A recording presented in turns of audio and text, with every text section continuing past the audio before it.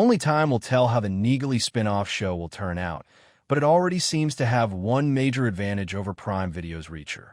Other than Jack Reacher himself, Francis Neagley is the only character who has consistently appeared in all 3 Reacher seasons so far.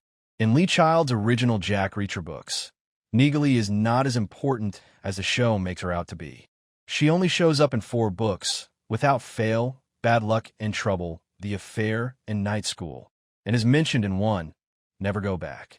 Although Prime Video's Reacher is a fairly loyal adaptation of the original books, it does drift away from the source material in seasons 1 and 3 to fit Neagley into its narrative.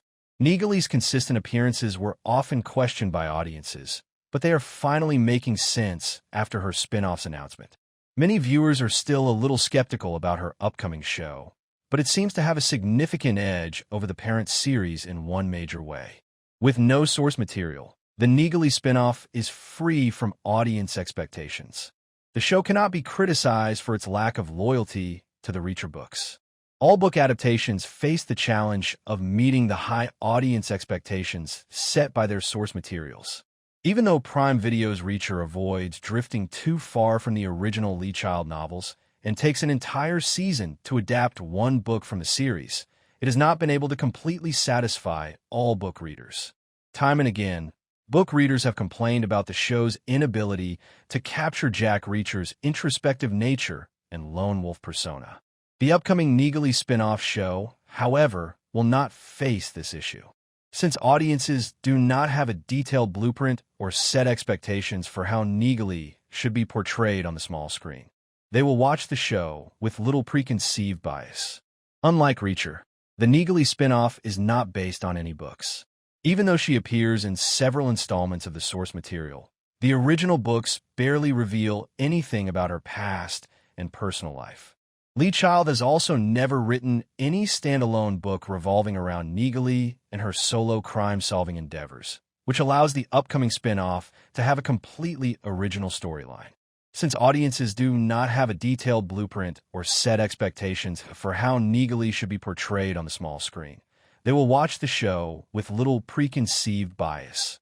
Even when Tom Cruise's Jack Reacher movies are considered, they struggled to impress most viewers because they could not even get the most prominent feature in Reacher's appearance right. When it comes to the Neagley show, however, viewers will be watching it with somewhat of a blank slate, because even the books do not reveal much about who she truly is. She is only portrayed as an enigmatic figure who Reacher has known since his military days and often confides in. The air of mystery around Neagley's past and demeanor make her spin-off more exciting. The original books barely reveal anything about the character.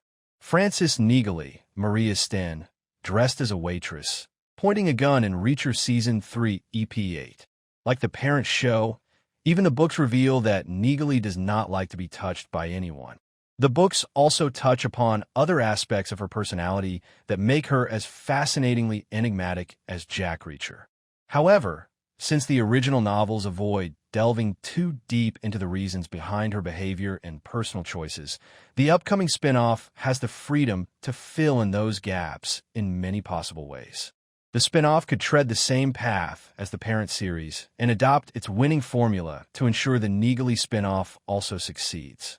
Or it could be slightly more experimental with its approach and give itself its own identity. Since Reacher is among Prime Video's most valuable television IPs, it seems likely that Neagley will borrow many elements from its storytelling approach. However, even if the spin-off dares to be a little more ambitious and sets out to distinguish itself from the parent series, viewers will have nothing to complain about. The Neagley spin-off still needs to be as compelling as Reacher, if not more, but it undoubtedly enjoys more creative freedom due to its lack of source material. Thanks for watching.